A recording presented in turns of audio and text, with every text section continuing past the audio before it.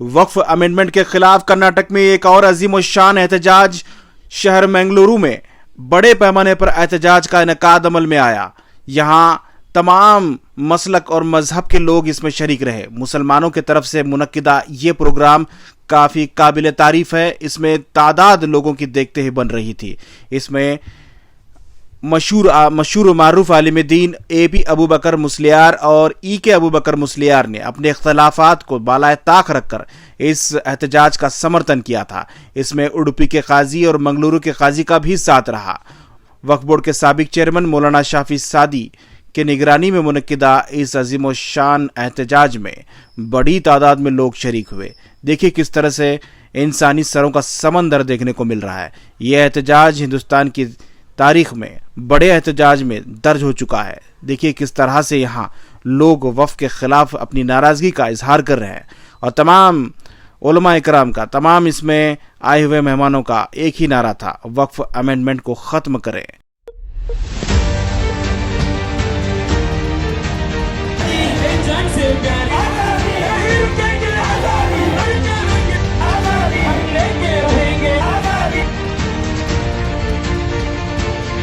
ಇನ್ಶಾಅಲ್ಲಾಹ್ ನಾವು ಬಹಿರಂಗ ಸವಾಲನ್ನು செய்ತಾ ಇದ್ದೇವೆ.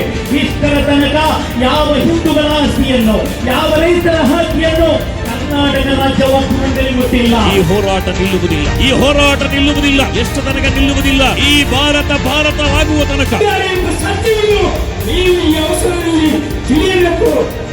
उस वक्त हिफाजत करने के लिए काला पानी की सजा भी बर्दाश्त करने वाले मुसलमान उलमाए किराम थे।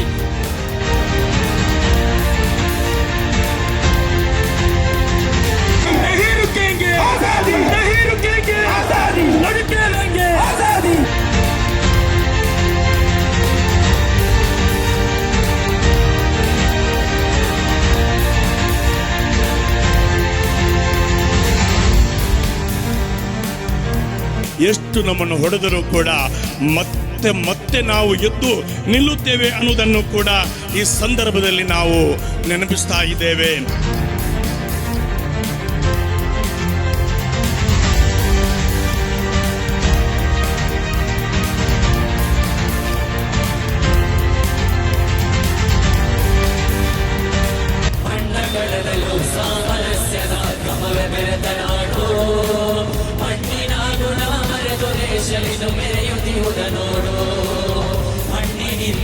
ಮಡಿಕೆ ಮಣ್ಣಿಗೆ ಧನ್ಯವಾಗುವುದೆಂದು, ಶಾಂತಿ ಅಳಿಸುವ ದುಷ್ಟ ಉಂಟಾದ ಜಗವ ತೊರೆಯುವುದೆಂದು.